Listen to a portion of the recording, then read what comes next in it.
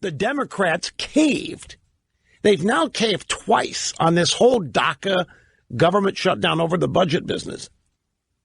Oh, yeah, it's a second time. Schumer, you heard yesterday, Schumer got all huffy and puffy, after his house was protested. His apartment in Brooklyn. A bunch of leftists showed up, and now they think Chuck's got to go. There is a movement on the left to get rid of Chuck Schumer as the leader of the Democrats in the Senate because he's a wuss, because he let Trump outsmart him. So Schumer, in response to this, said, okay, I'm removing all funding of the wall from the next negotiations. I'm taking it down. Yay, Chuck getting a spine again. But there has been further movement on this. The further movement is that the Democrats have taken all talk of the DACA kids and the Dreamers off the table for the next round of budget talks in now 2.5 weeks to prevent a government shutdown. So not only did Schumer remove the $25 billion he was going to offer Trump for the wall, they're removing all of their demands for the Dreamers. It's a total backtrap. Okay, so you don't believe me on this. I can understand if you haven't heard it yourself and you hear me say that the Democrats have even pulled their demands for the Dreamers off the table for the next round of budget negotiations. You might think, I haven't heard that. That's crazy. Well, my source for this is Politico. And the Politico says that the Dreamers are no longer part of any negotiations on the budget at all. Schumer and Dick Durbin have totally caved. They have decided to split the negotiations on DACA and immigration away from the budget talks.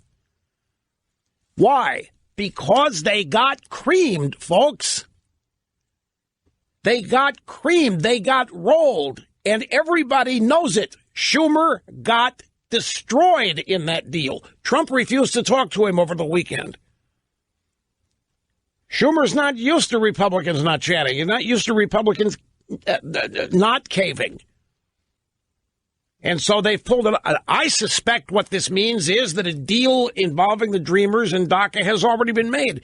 I know it's hard to believe. I know it's hard to grasp, maybe get your arms around it. But the Democrats really are irrelevant here. It just doesn't appear so because the media reports on the Democrats as though they still run the show and that they're still really preferred by a majority of Americans. I mean, that's the narrative. Trump's a charlatan. Trump's a cheater. Trump colluded. Trump this. Americans hate Trump. I mean, you know the drill. And so that's what you see if you expose yourself to mainstream media at all. But on the ground, in the real world, the Democrats had everything they wanted stricken, handed to them and they had to walk away with their tail between their legs. They got nothing. And now they have decided that they can't win. And Lindsey Graham and Durbin have decided they can't win what they want or even a portion of it with Trump and the Republicans if they continue to couple their demands on the Dreamers and the DACA kid with the budget. Now, there is a caveat. The House Democrats may not go along with this. The House Democrats are probably going to be very livid that Schumer and Durbin have made this decision. But again, according to the Politico, Schumer and Durbin have totally removed any from the upcoming budget negotiations. Remember, the deal that kept the government running was a 3-week deal. It's coming up again now, 2.5 weeks, or let's say 2 weeks. And the Democrats have decided to take whatever their demands are, DACA and the Dreamers, off the table and just do the budget. But the House Democrats have not agreed to that. And the budget deal must, of course, be passed in both houses. So there could be a strategery here with Schumer trying to look in a certain way, look like a certain image, present a certain image, and let the Democrats in the House take the heat.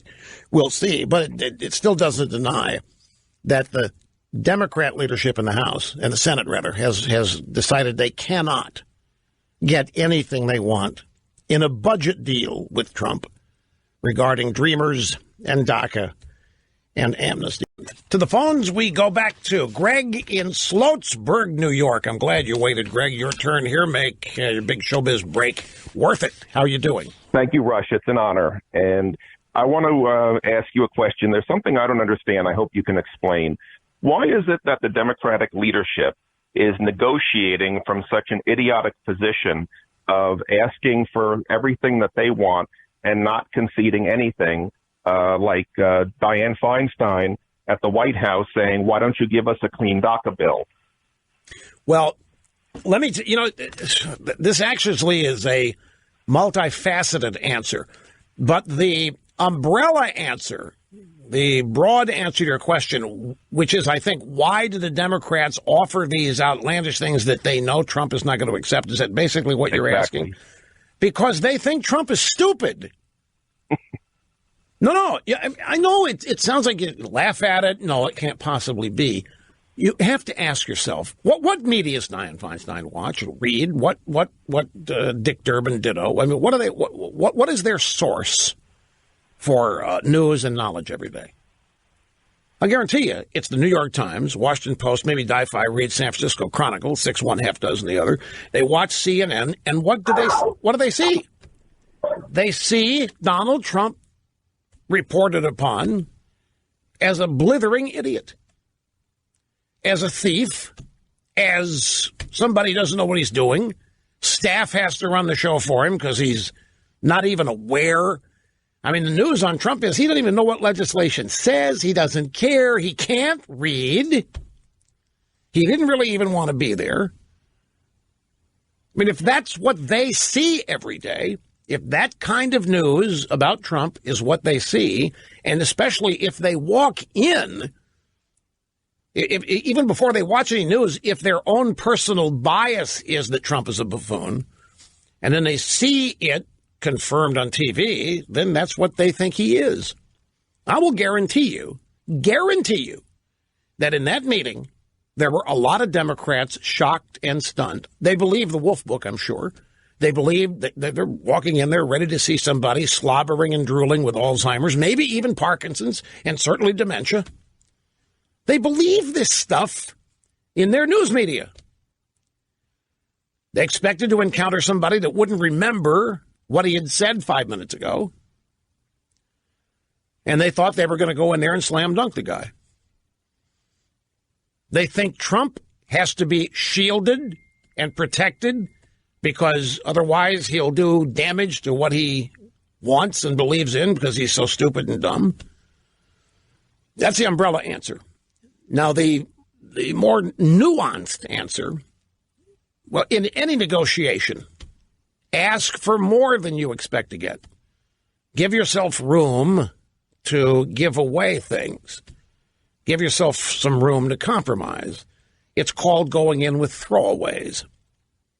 You have to go in with some things you're willing to throw away so that you can appear to be compromising and being flexible. So it could be, giving her the benefit of the doubt, it could be that that's what she was doing. But see, I don't think Dianne Feinstein is the wizard of smart that everybody in the media thinks. I think Trump, in a street sense, outsmarts everybody in that room. In addition to everybody in that room not having street smart, they think they are 20 times smarter than Trump. The arrogance factor and the braggadocio quotient in that room among the Democrats was probably off the charts. So that would be my two-pronged answer to why they thought they could get away with it. I also think that Lindsey Graham is a factor. Remember, Lindsey Graham had partnered with Durbin on basically the DACA deal and the wall and no funding. And Durbin and Lindsey Graham, after that open meeting that was televised, they thought that they were being summoned by Trump to finish a deal that had been proposed in that meeting And they were shocked and stunned when they got there to find that there were Republicans also in the meeting who opposed what they were going to do. And I think Graham and Durbin thought that they were going to have basically a meeting with Trump where he agreed to what they wanted. And, of course, when they saw Stephen Miller in there, it was like showing Dracula the cross. It ruined their day. And we should hope Stephen Miller is in every one of these meetings going forward, by the way. So there are a lot of factors here. Arrogance, maybe, as one is. Stupidity. Ignorance. Could be a whole lot of things to explain why the Democrats would expect Trump to go with that. And don't forget, I must honestly remind you that Trump told these people, I can't do this without you people in this room. You send me whatever you can and I'll sign it. I will take the heat. You know, and at that point, saliva started drooling down their mouths. And then when they did that, Trump said, I never said I was going to sign this. You said you'd sign anything. I never said I'd sign this. It's a classic negotiating ploy, which is what this was. But they went in thinking Trump's an idiot. I think they went in thinking they could roll Trump. I think, actually, that they couldn't believe the cameras weren't kicked out. There's a lot of factors in that little meeting and session that I think probably had a role in the way individuals behaved.